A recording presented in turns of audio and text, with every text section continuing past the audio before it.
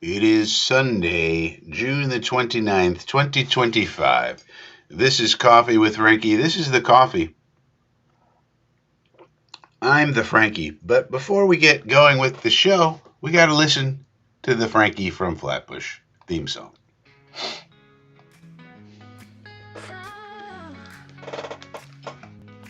Frankie from Flatbush rides the Brooklyn line. Got a swagger sharp like a vintage wine. Everybody knows his name from porch to stoop. Hustle and dreams in every loop. In the park he struts, hits the handball wall. Echoes hear the stories when the shadows fall. Got 1,000 tales and a confident grin. On the streets of Flatbush where legends begin. Frankie from Flatbush got the city glow, lighting up the borough with his every show. He's the heart of Brooklyn, never laying low. Frankie from Flatbush, always on the go. Bodega lights flicker when Frankie's near. He's got the rhythm, everybody cheers. Corner talks and sidewalk chalks his fame. In the Flatbush breeze you'll hear his name. Underneath the subway on the magic's real. Frankie's moves got that electric feel. From Atlantic Avenue to the urban hill, Flatbush Frankie's giving you a thrill. Frankie from Flatbush got the city glow, lighting up the borough with his every show. He's the heart of Brooklyn, never laying low. Frankie from Flatbush, always on the go.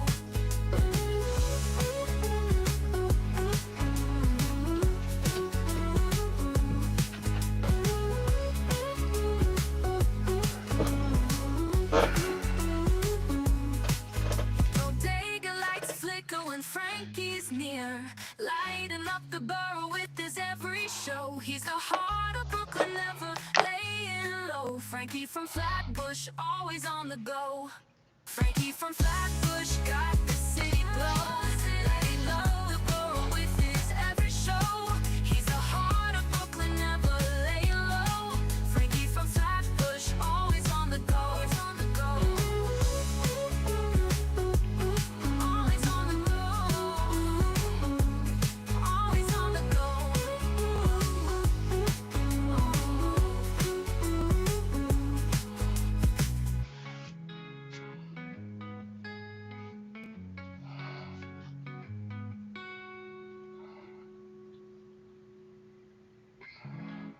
All right, welcome to the dead period in NFL offseason.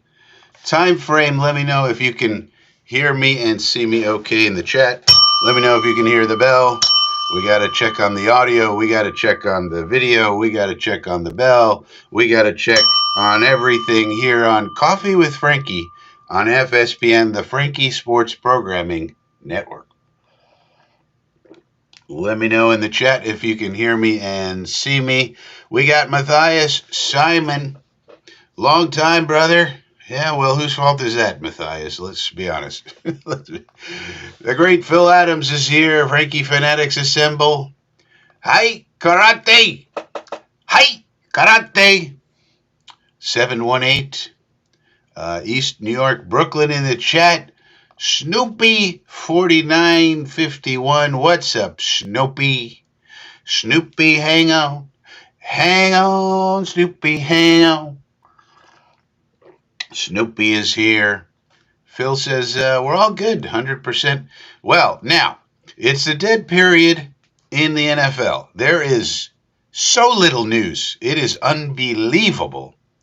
The Jets really are moving in silence this offseason. We are getting no news whatsoever. So I got a couple of things to go over. They're very thin as far as, important content. But if we want to do like a Q&A type of show today where you guys let me know what you're curious about or topics you want to know about, that'd probably be good because there's not a lot of news to go over right now. Like I said, I got a couple of articles. They're they're not exactly full of amazing content, though. So let me know what you guys want to talk about. Is there something you're curious about? For as far as the Jets are concerned, they have a ton of cap space. They haven't been allocating it to anybody yet, so they're just they haven't gotten the Sauce and Garrett extensions done yet. They haven't done anything. So it's been a very quiet off season. I don't know what to tell you. They're moving in. They said they were going to move in silence, and now they're moving in silence. So they are true to their word. I'll give them that much. Harlan Abraham is here. I do have the bourbon flavored coffee this morning. I will say this bourbon flavored coffee, not coffee with bourbon. Bourbon flavored coffee. And it's pretty good. It's pretty good. From the Coffee Brand Coffee Company. I would recommend it. They got a few flavors. They got regular flavor, of course. Coffee already has a flavor, as everybody knows. It's called coffee flavor. The old Dennis Leary joke. So yeah, I mean, Woody bought a football team. Footy Woody. He bought the Crystal Palace team, Phil Adams. So now he has a Crystal Palace, 43%. As we discussed, I think it was last week or the week prior, he was considering it. Well, now he's purchased 43% of a soccer team over in England called Crystal Palace. Crystal Palace, and that makes him business partners with Josh Harris and David Blitzer, who, among other things, are the majority owners of the Washington Commanders. And I think if you ask the Washington Commander fans, they're pretty happy with how Josh Harris and his group have conducted themselves since purchasing the former Washington football team. They've basically done everything right. They got the general manager, the head coach, and the quarterback all right in a row. Dink, dink, dink. They nailed all three, apparently. And then now and of course they got rid of Daniel Snyder, or whatever his name was, that bum. They got rid of him. So that was a plus in itself. And now they're looks like they're going to move back to the old RFK Stadium site in D.C. Right now they play in Maryland or someplace, but they really need to move back to D.C., and it looks like they are going to move forward with that. I think the latest news told us. So basically, they'll have a brand new stadium at the old RFK Stadium site, so everything for the Washington Commanders seems like it's coming up aces, and now Woody Johnson is business partners with those people. So maybe, in terms of soccer, maybe he could learn a thing or two. Maybe they could help him out, figure out what to do with these stadiums and everything else. Harlan says, if you make coffee with bourbon, the bourbon would evaporate. Well, I don't know if that's true, but yeah, maybe. But this is just bourbon flavored. I mean, you could pour the bourbon into the coffee after the coffee's made. That's how you would do it. You wouldn't make it with. You would just pour it into, Harlan. Why would you make it with? Phil Adams, yes, Palace won one trophy in 155 years. Woody will fit right in. Yeah, but I saw some of the fans, Phil, saying this is a good thing. They were happy about it because he doesn't have a controlling interest. He only has like a 25% voting share or something like that.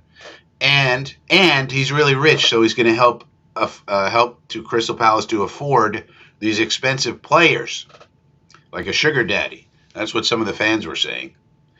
So, and if I was a Crystal Palace fan, Crystal Palace, we're the Crystal Palace soccer players.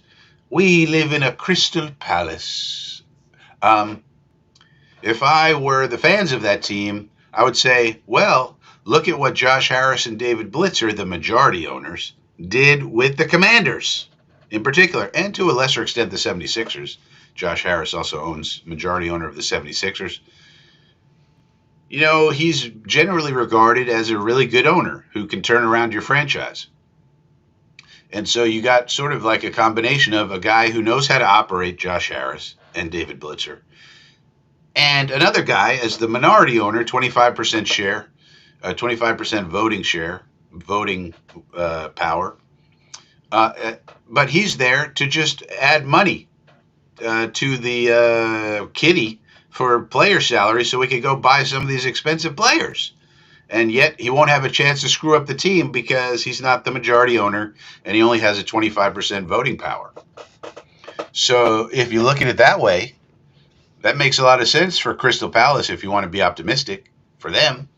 And maybe, and the way to look at it optimistically for the Jets is hopefully he can learn a thing or two from Harris and Blitzer. That's what my hope would be. Hank G is here. Hello to Hank G. 15-yard penalties here. Jets Stadium next. I don't know what this means, but we're not getting out of Get Alive Stadium anytime soon. But it would be great if, Josh Harris, David Blitzer had an impact on Woody, and Woody decided to get out of Get Alive Stadium. But to get out of Get Alive Stadium, if we started hearing rumblings now, let's say 15-yard penalty, we'd be out of there by like 2035. It'd probably be like a 10-year process. But you'd have to start hearing rumblings now. And we're not hearing any rumblings. You have to figure out where you're going to go. You got to get the land. All of these deals, you got to work with the politicians and the municipalities and the tax implications and all these things. And all of that takes a very long time. Where are they going to put it? You can't play in Marine Park. Yeah. You got to work this stuff out. Harlan Abraham says alcohol has a low boiling point. Right. That's why you wouldn't make the coffee with it. You would just pour it in later. That's how you do it. That's how you do it, Harlan. You got to learn a thing or two about how to take your alcohol.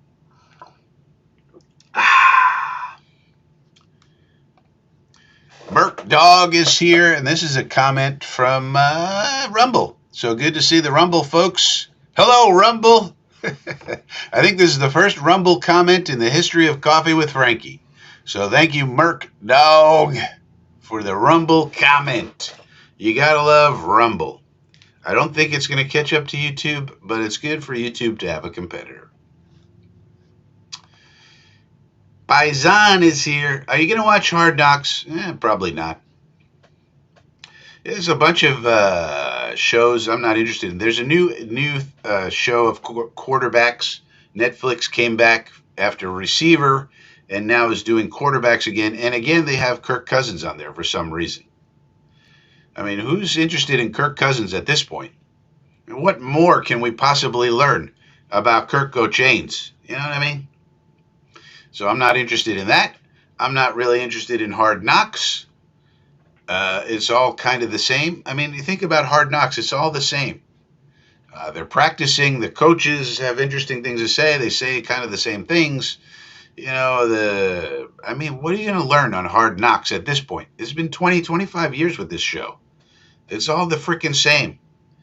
Oh, this rookie might make it or he might not make it. We're not sure. He might get cut, he might not get cut. Oh. I'm over it. I did watch a documentary yesterday on the 85 Bears, which was kind of interesting. 85 Bears. Here's a theory I got. Paisan, ready for a theory I got? The 85 Bears, everybody remembers, one of the great teams of all time. Some say the greatest. Some would say the 72 Dolphins were the greatest. They were undefeated. Nonetheless, everybody remembers in that Super Bowl, they killed the Patriots, by the way, 46-10. But of course, famously, Walter Sweetness Payton did not get a touchdown in that game when they could have easily given him one, and to the great regret of Coach Mike Ditka. Well, I started thinking maybe that was the new curse for them. The curse of sweetness.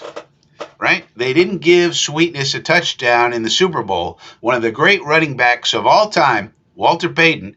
You got to say, is Walter Payton the greatest running back of all time? Let me know your thoughts in the chat. Who's the greatest running back? Is it Barry Sanders? You got Walter Payton, You got Jim Brown. Who else you got? I mean, some would say he's the greatest. Some would say Barry. Some would say no, it's Jim Brown. But it's got to be one of those three, right? As the best of all time, Walter Payton. Walter Payton. They showed some highlights from Walter. You forget how good he was, man. He was so spectacular. Had a unique running style. Amazing. He would run you over. He was tough as hell. But anyway, they don't give him a touchdown in the Super Bowl where they're killing the Patriots. And maybe that's their new curse. Remember, they haven't won anything since then. They famously haven't had a quarterback since frickin' Sid Luckman in the 1940s, the Chicago Bears. And now it's been 40 years. Paisan says OJ, I think OJ's up there, but he's probably behind those other guys, isn't he? You got to look at the whole career. OJ, of course, had some amazing seasons. OJ's up there, of course. Barry, well, we should probably look at some numbers if we're going to have that conversation. But anyway, I think there's a new curse on the Bears. The curse of sweetness. Not Thurman Thomas. Gale Sayers. Well, that's an old school one. You know, Gale Sayers, even a Jim Brown, it's hard to compare. They're from so long ago. Infrared says, today is a great day. 3 NFL referees have been fired today. They have? Well, let's see. NFL referees fired. Let's see who they fired. Why'd they fire them? Oh, NFL fires 3 top referees. Oh, this is interesting. That oversaw controversial Kansas City Chiefs victories during the Super Bowl. What? Is this real?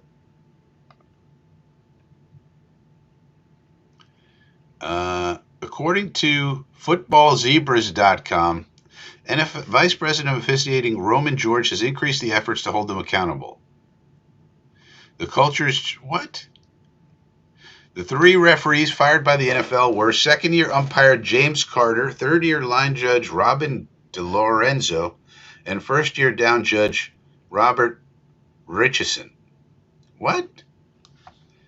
These aren't even the white hat guys.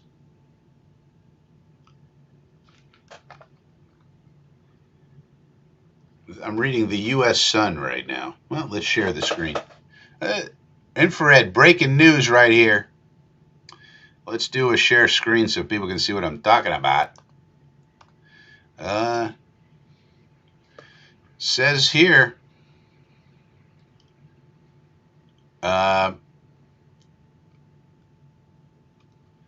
talks about all this, but it's citing footballzebras.com. That's not an official website. It's the U.S. Sun. Is this a real publication? What is this? Officials ousted. NFL fires 3 top referees.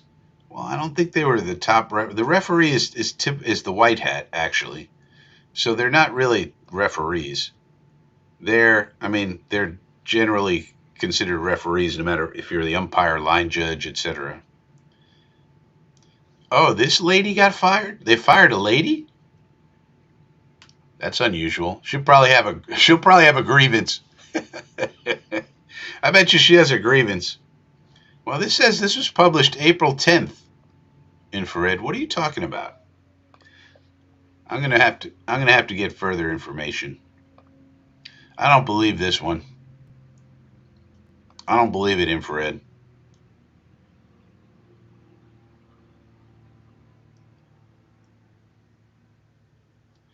Pro Football Network, April 10th. Maybe this, but this isn't today, Infrared. This was 2 months ago. Pro Football Network.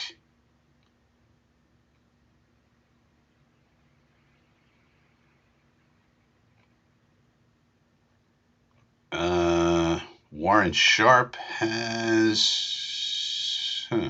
Warren Sharp tweeted about it, so maybe this is true. Wow, let's hope this means better refs this year. Quietly this week, the NFL demoted a ref for the first time in 15 years, fired 3 officials, will get more ref accountability and focus on accuracy.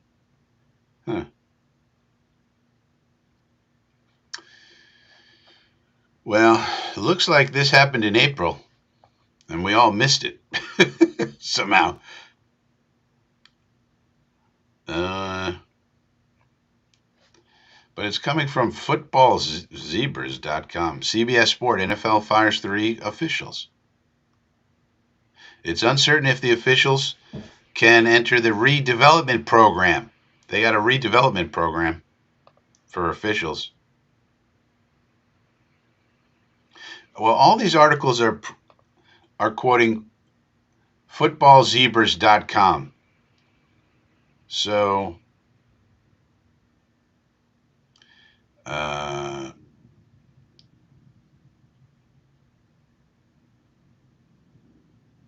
let's go to the official. Football Zebras exclusive. I guess we got to check out Football Zebras now. This is an official website. Football Zebras. NFL relegates 3 officials to work in college conferences. So that's even more interesting. So they basically demoted them. But a possible return path is open for them. So this is the exclusive, Football Zebras exclusive. The NFL has increased its accountability under Vice President of Officiating Raymond George. So that's a name to keep in mind going forward. Vice President of Officiating. Football Zebras has learned that 3 officials recently hired have been dismissed, but it is the novel way that this was carried out that is noteworthy. 3 officials essentially relegated back to power conferences in college football, a move that was specifically brokered by George. According to 5 officiating sources. Well, at least this guy tells you how many sources he's got. 5 officiating sources. Previously, officials that have been dismissed were on their own accord to return to collegiate football. The 3 officials are James Carter, Robin DiLorenzo, and Robert Richardson. Carter was an alternate official, but due to multiple injuries, that may have been a necessity, DiLorenzo did not qualify for a postseason game in her 2 eligible seasons. Oh. Richardson was not playoff eligible. All 3 do have the ability to work at the college level, re-enter the development program, and work their way back. Some of the sources we spoke to were skeptical that it is possible for an official to return to the league, but most of those we spoke to acknowledged that there is no way to be certain since this hadn't been done before. The 3 officials declined comment. The director of the Referees Association also declined comment. So they also have a union. So that's something to keep in mind with these officials. So it'll be interesting to see if the union files a grievance, but it's been a few months and so it doesn't seem so. Raymond George referred us to a league spokesman who declined comment. So obviously the NFL wanted to keep this quiet. Nobody talking about it. And the union doesn't seem to be squawking about it either. We do not have the destination conferences for these 3 bums. What is now evident is that approaching the 1st anniversary, George is advancing accountability. So this is good news. And I guess this is true. A source told us that George has insisted on using data as a performance guidance. Well, that's the way it should be. If you're making good calls, you should get more money and promoted. And if you're making terrible calls, you should be thrown out on your butt because you're a bum. A source told us, and his emphasis is on continual improvement. Well, this makes a lot of sense. The culture is changing. It's changing rapidly, said an official who spoke on the condition of anonymity. It's changing into a competitive environment where everybody's equal. Well, that's good. There are no favorites, no favoritism. There's none of that. It's all about performance. Well, that's the way it should be. Meritocracy, baby. That's the way it should be. If you're getting the calls right, great. You can get more money and get promoted. If you're getting the calls wrong consistently, get out of here. We don't need you. Hit the bricks, buddy. Another source stated that the union was not involved in the relegation process. They might have a grievance here. It depends on their CBA, which we don't know. As it was described by these officials accepting the offer, it bypasses the union entirely. Oh, and a grievance process. Well, I guess they don't have a grievance, just as I was talking about. Because I guess the officials were just like, okay, we'll get out of here and go officiate in college. What do I need the NFL for? I guess if they voluntarily leave, so to speak, then there's no grievance. How are you going to file a grievance if it's voluntary? That makes sense. Recently, the league has dismissed early career officials, and a clause in the latest CBA has apparently made it much more difficult to win a reinstatement appeal from the commish. Well, I think this is a pretty informative article. I think I'm going to start checking out footballzebras.com for information.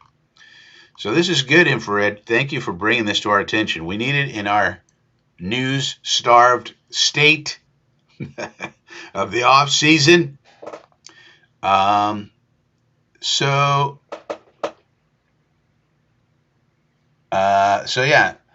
So this wasn't about today, but it's good that you're bringing it to our attention, Infrared, because that was interesting to learn.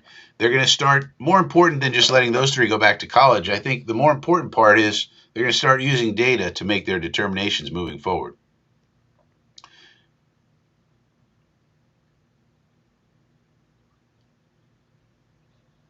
Brian Piccolo. Piccolo had a short career, right? Didn't he get seriously injured? If I remember. Phil Adams. Sweetness was the first NFL player known as a star in the UK, were the first Super Bowl to be shown live in the UK. Yeah, the Chicago Bears team of that year was a global phenomenon. If you remember the Super Bowl Shuffle, and they all had a lot of marketing deals. There was a lot. They were great players, but then they were also unique characters, and they were sort of the first ones to really maximize marketing, and they got all kind of deals, McDonald's, all kind of commercials, and so forth and so on. Super Bowl Shuffle was, you can make fun of the Super Bowl Shuffle. It was a terrible song. It did go platinum. They got a platinum record out of it.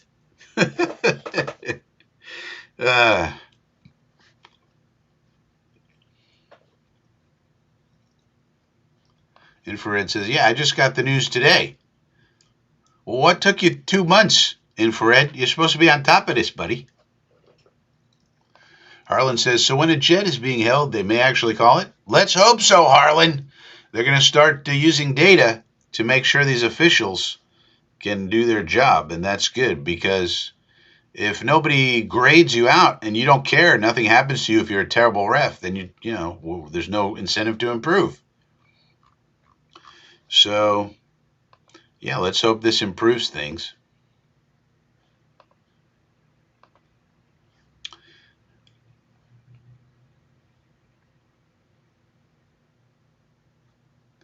Harlan says, hit the like button, people.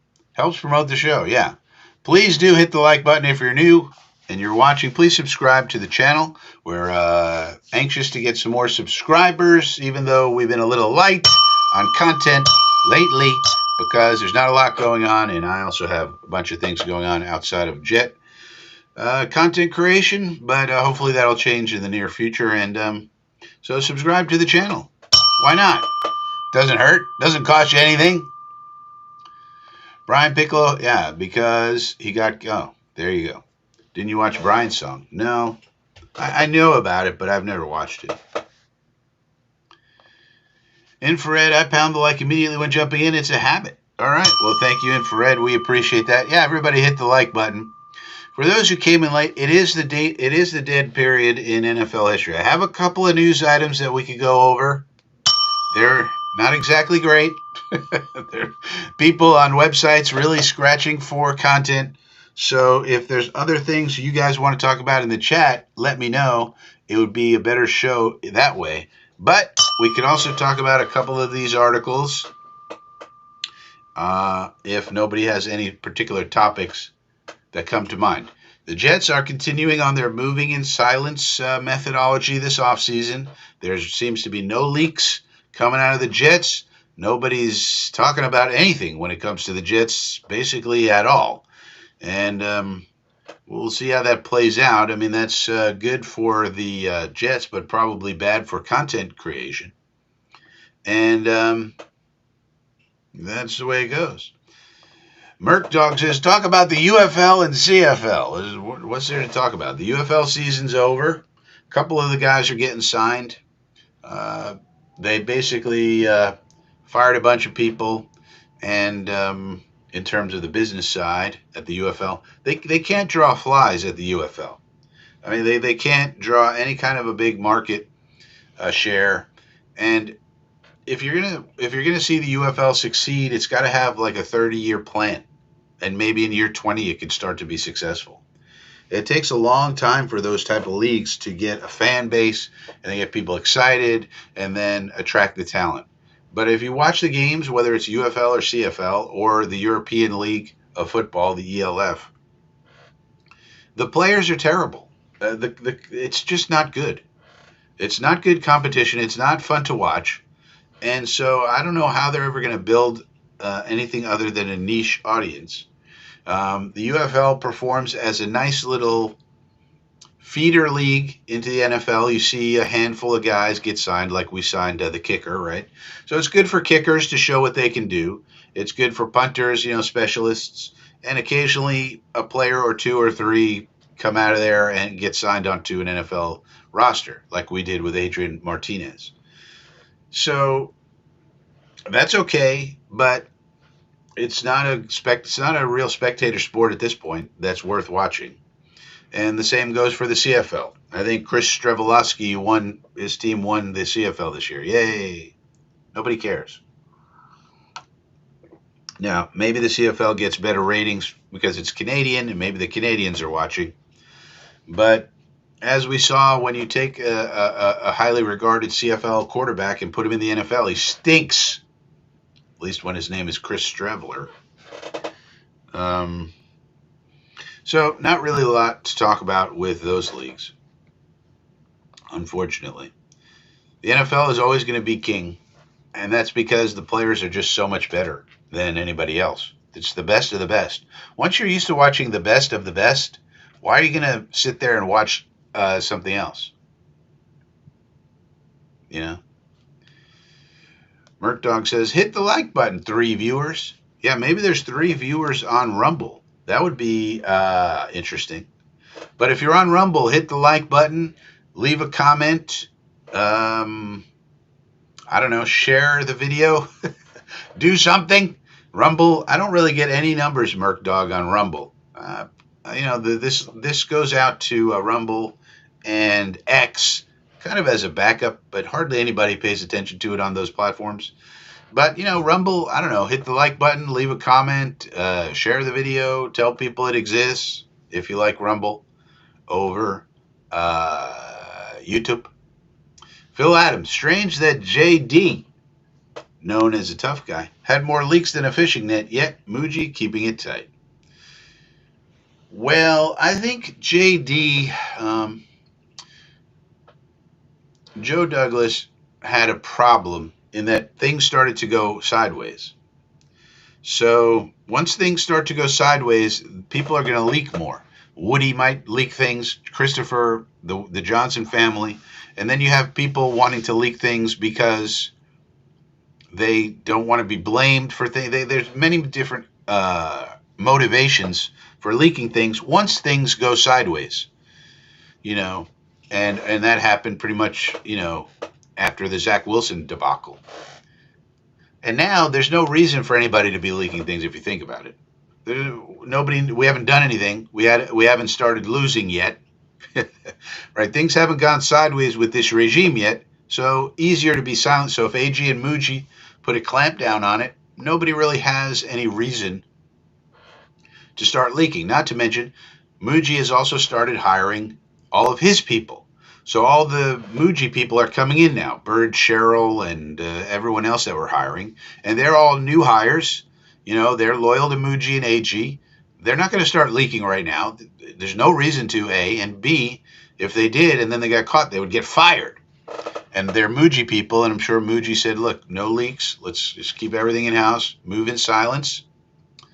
And they have no reason to start leaking now. Nothing bad has happened yet with this regime. So I think that's what it was. I don't think JD really wanted. And then I think at some point, once leaks start happening, then JD starts leaking, to get his point of view out there, whatever it may be.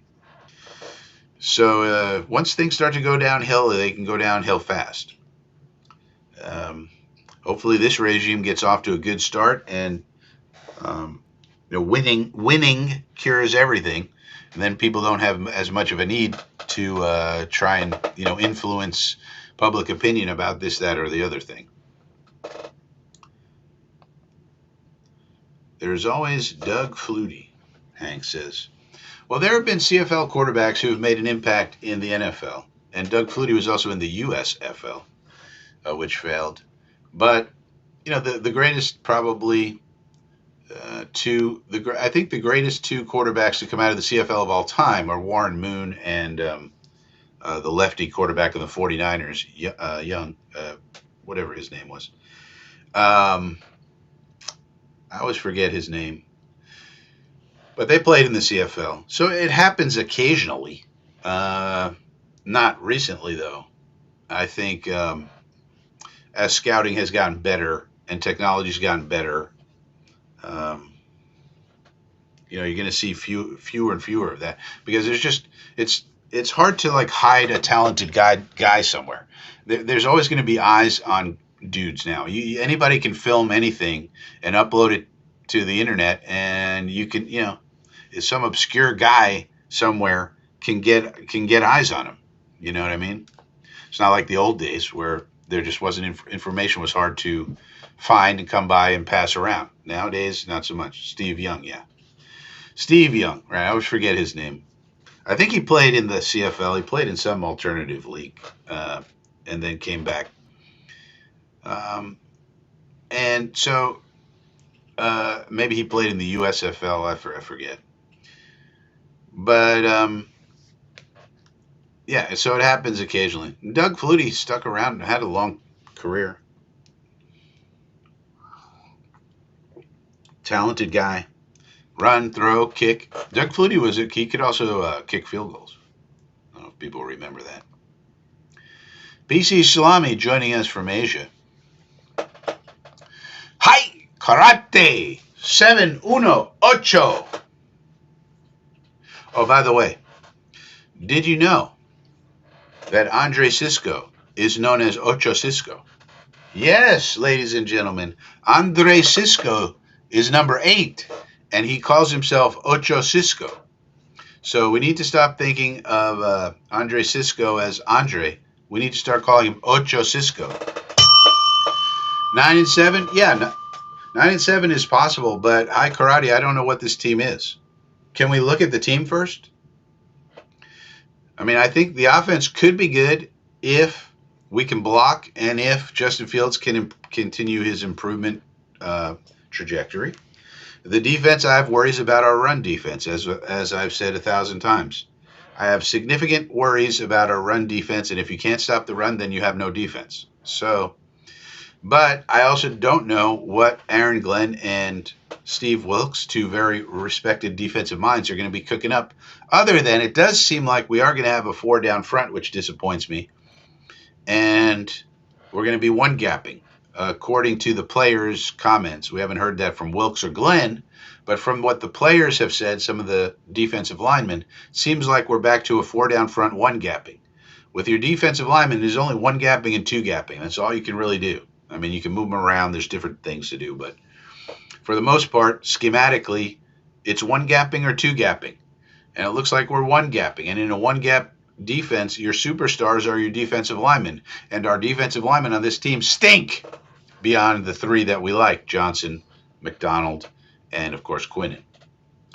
And so that's why I don't understand why we went so light. If we were going to have a 4-3 one-gapping defense, that's fine. But then you need to have the superstars of that defense be defensive linemen, not linebackers.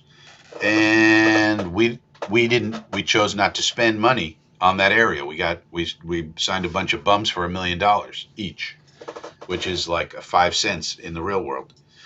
So it's hard for me to understand what we're going to do on defense, but it's also possible that Glenn and Wilks have some kind of plan that is going to account for that. Because what I'm thinking about is just in general terms, and I don't know without having seen it what Glenn and Wilkes are going to do. I'm pretty sure that Glenn and Wilkes know that stopping the run is an important part of playing defense. I'm pretty sure they know that. So that being the case, my concerns are kind of there but on hold until I see what the hell we do. I'd like to see maybe one of the articles here that I have on deck, if we wanted to talk about it, which is really a stretch, is by Jets X Factor, Stefan Selling. New York Jet fans can't sleep on an underrated breakout candidate, and it talks about Leonard Taylor III. Maybe Leonard Taylor III is going to turn into some kind of a superstar. I mean, hey, weirder things have happened, and the kid does have talent. So maybe that's going to happen. We don't, but it's going to be, I'm hoping to God that I am wrong, and that we are going to figure out a way to stop the run with these guys that we signed on defense. And if we do, we should have a good pass defense with our defensive backfield and so forth. And the pass rushers we have, guys like Willie Mack. Because the other part of it is we say Will McDonald is a good edge player. Okay, against the pass he is, yeah. He has not shown an ability to stop the run and set an edge. And the other guy we think is good, Jermaine Johnson, is coming off a very serious injury. So we don't know how good he's going to be this year. It may take a year for that whole thing for him to get back to where he was. So even two of our guys that we think are good have serious concerns one way or another. So the question is, I don't know. It's possible, yes. You're asking me realistic possibility, yes. The second half of our schedule's weak. The offense can be good. And again, it depends on what Tanner Enstrand runs. If we run a lot of RPOs, we should be solid. And then the defense, we're counting on Glenn and Wilkes to figure out how to do something with some very suspect defensive linemen in particular. And our linebacking core is pretty thin after the first two. I mean, who's our third linebacker? Zaire Barnes? Kiko Mauagoa, the 20th ranked linebacker in the draft?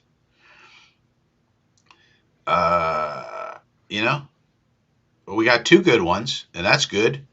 But it'd be nice if we had a third, God forbid a fourth. Not to mention, who the hell's playing strong safety on this team? Karate, tell me who's playing strong safety on this team. Who's the strong safety exactly? Safeties are important. People think they're not important. They are.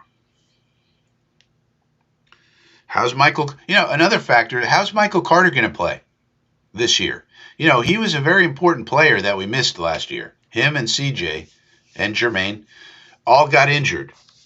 All very important players, and injuries are part of the deal in football, of course, and that's why the lack of depth worries me a bit. But how's Michael Carter going to be? Is he 100% healthy? Is he going to go back to the way he was? He had a back injury. Back injuries are tricky. If Michael Carter goes back to the way he was the year before last, that's great. Well, that will be a big plus. But if he doesn't, then who's our nickel? Nickel is a starting position these days in football. 4 down front plays 4-2-5 70-80% of the time. You have two linebackers on the field 75% of the time. So that nickel player is extremely important. And when you have Michael Carter playing the way he was 2 years ago, okay, you got something. But if you have the way he played last year with his back injury, where he tried to play through it and was out at times, then that's not good. You have to replace him. So I don't know. We got to see, is it a possibility? Yes. But I don't, we really shouldn't be making any kind of predictions about this team because there's just too much unknown. Not at this point. There's too many unknowns. We haven't even gotten to training camp. We don't know who's doing what. I mean, we haven't even heard from Glenn and Wilkes that we're going to be a 4-3 base because, the beat writers don't want to ask them that for some reason. Because, God forbid we get some real information. So that's my answer to that one.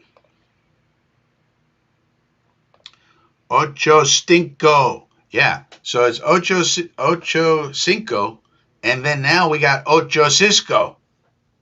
So that's pretty cool. And I like the acquisition of Ocho Cisco. But to me, Ocho Cisco has to play strong safety. Who else is going to play strong safety for us? Exactly. Malachi Moore probably can't do it. Not big enough. Not big and strong enough. It's probably going to be your two starting safeties are probably Ocho Cisco at strong and Tony Adams at free. That's your safeties. That's a little light, man. How are you going to stop the run with Ocho Cisco as your strong safety? The guy who got benched by Jacksonville last year. Phil Adams says, LT3 flashed last preseason. Well, LT3 flashed last season, Phil. So he was playing during the real... First of all, we have to understand preseason means 0 zip, not a nothing. 0 zip, not a nothing. We watch it. We take a look. If a guy does good, we go, okay. But it means 0 zip, not a nothing. But he actually played during the season, and he played pretty well. Didn't play great, but played sort of overall average, which is really valuable. If you get an average defensive lineman who's a UDFA, that's super valuable. So even if he can be average, now he didn't have a ton of snaps, and that's part of the problem. But if he gets a full snap load this year, and let's say he's the starter next to Quinnen, that'd be amazing for him. And let's say he gets a full snap load and he grades out average. Let's say there's 150 defensive linemen in the league, and he grades out as 70th. That's fantastic for him. You need average players, at least, across the roster, because you're not going to be able to get superstars everywhere. So you need at least average dudes to fill in certain spots. So, speaking of LT3, since Phil brought him up, let's check out this article. I got it in the holster. Let's pull it out. Why not? Not a lot of news, so we're scratching, trying to get some news. So the Jets X Factor, Stefan Stelling.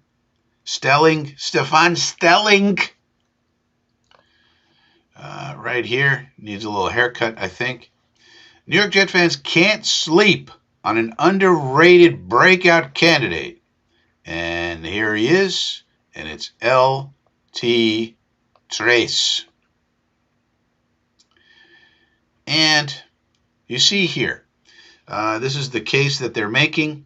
Among 125 defensive tackles with 250 snaps, Taylor ranked 42nd in pressure rate, 18th in sack rate, 55th in run stop rate, 36th in defensive stop rate, 47th in PFF grade, 28th in pass rush grade, 52nd in run defense grade. So you see that it's not fantastic, but it's pretty good, especially for UDFA. It's a guy we got for basically nothing. And yeah, he doesn't have a ton of snaps, and that's a small sample size, but still graded out in various metrics pretty good.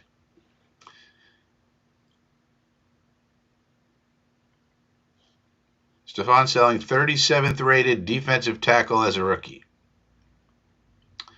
And then he brings up some film study here that Joe Blewett did. And you see that he does have good initial burst. We did a film study on him as well last year. And essentially, he does have good upfield burst. He needs to work on his strength, play strength, hand strength, ability to shed tackles in the run game. But for a one-gapping scheme, he's a fit. He's absolutely a fit. And he does better in the pass rush, has to do better against the run. Context is critical, this article says. Despite Despite going undrafted and not testing particularly well, Taylor displays explosiveness on film, beating opponents with speed. Yep. While run defense isn't his strength, yep, he flashed more than expected on film. When looking only at rookies, Taylor stands out even more. Highest PFF pass rush grade, fourth highest pressure rate, fifth highest overall PFF grade among 21 rookie defensive tackles with 100 snaps. And that's pretty impressive. Again, he's a UDFA. So you got to look at it in that regard. We didn't take this guy high up in the draft or anything like that. Even if Taylor makes marginal improvements, he would at least be a quality rotational player for the Jets. We saw the development path for Tony Adams. The other thing to keep in mind, though, is that even when a guy like Michael Clemens was a rookie, he had a good rookie year, Michael Clemens. He had great run stopping grades, and we thought he was going to be an edge setter. Oh, he's only going to get better as a rookie. Well, no, he got worse. So sometimes guys get better, and sometimes they get worse. And I do follow Leonard Taylor III in various formats, and yeah, as it says here, has been putting in the work throughout the offseason. He does post a lot of workout videos where he's doing all sorts of crazy workouts. I guess that's good. Is that good? I guess. I don't know. But it's not like he's a lazy bum. One of the things they said coming out of college, one of the reasons he didn't get drafted is he's inconsistent with his effort, they said. Well, I've seen a lot of workout videos. This is just one here, but I've seen a lot of workout videos with him putting in the work in the off season. So doesn't seem to be an effort problem with him, either on the field or in the off season workouts. So it is true. Maybe LT3 will help us on the defensive line. But yeah, I would say, Phil, forget the preseason. The preseason means nothing, Phil, except you're looking at guys, seeing what their style is like, et cetera, et cetera.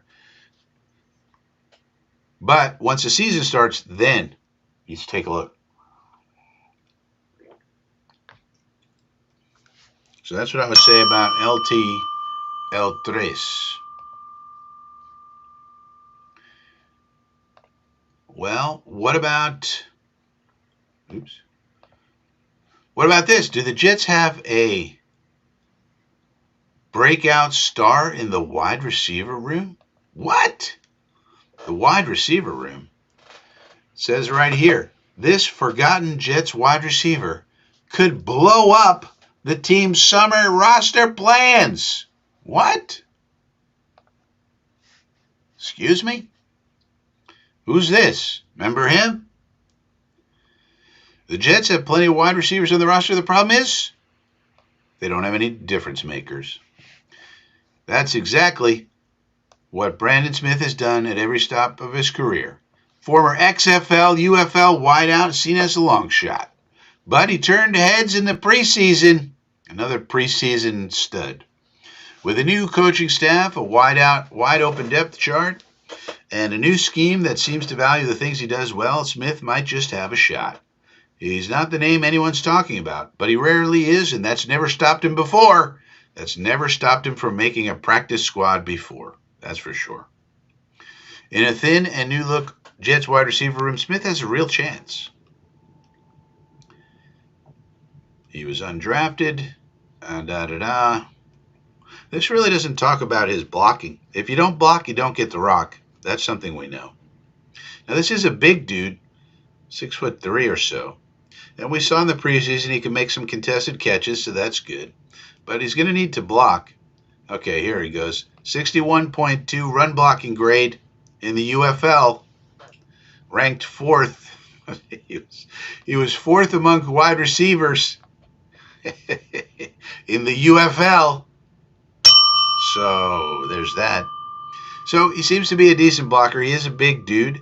So maybe Brandon Smitty could make it. Then we would have two Smiths in the receiving room because Arian Smith is going to make it probably.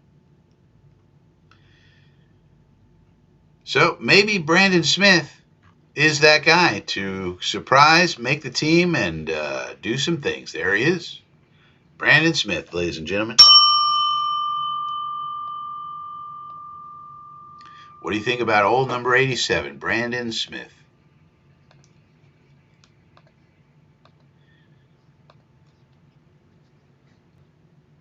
Yeah, he could make it over Scratchy Malachi. That's the spot he'd be looking at. Now, Scratchy Malachi's going to have to get on the field in this, I've seen some workout videos with Scratchy also, and I don't know if he's posting old ones because it looks like he's doing full workouts, but then he was injured in minicamp. So hopefully he gets back healthy and shows what he can do. And hopefully Brandon Smith just goes back to the practice squad because everybody else is better than him. And he's just sort of like a depth option. And hopefully Scratchy shows what he can do, and it's and it's impressive, and he can carve out a role. All right, but do the Jets have a secret plan? A secret plan? Yes, one article says they do. What are you talking about, Frankie? Well, let's check it out. The New York Jets have a secret plan, says Michael Nanya. Nanya Business. Secret plan to unlock pass rush. Oh. Despite seemingly not improving their pass rush lineup on paper, the Jets have a secret plan to boost the unit. Involves this gentleman.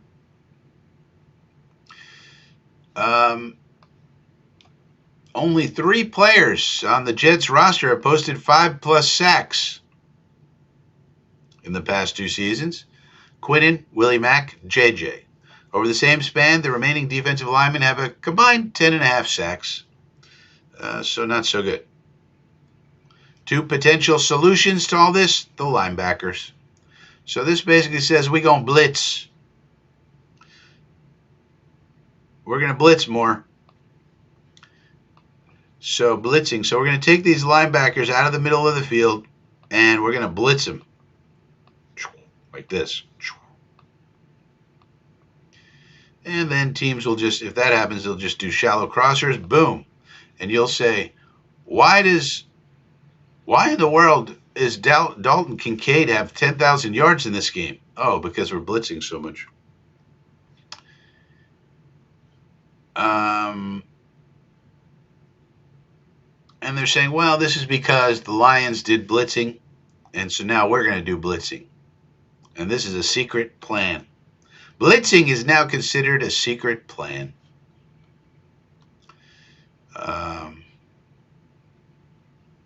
How big of an impact could they have?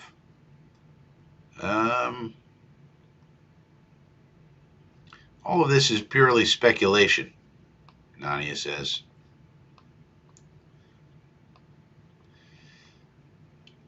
But it's enticing for the Jets to think about untapped potential because these 2 can blitz. This is the secret plan, blitzing.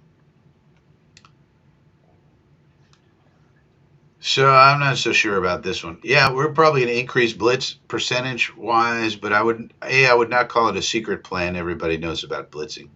And secondly, when you blitz, it's a high-risk, high-reward type of stuff, so you better get home. And once teams figure out that you're a high-blitz team, then they're just going to run a lot of shallow crossers to beat that. And the teams we play, like Tyreek Hill. How are you going to cover Tyreek Hill? One-on-one with Sauce Gardner? I don't think so. Jets are not posting anything of note. Even Rich Cimini doesn't even have a column out today. Arlen says, if the Jets have a secret plan, I don't know about it. It's secret. Yeah. Secret plan, blitzing. All right. So that's all we got as far as the news is concerned. Thanks for joining me on Coffee with Frankie. It's a light news day, so we'll keep it pretty short today.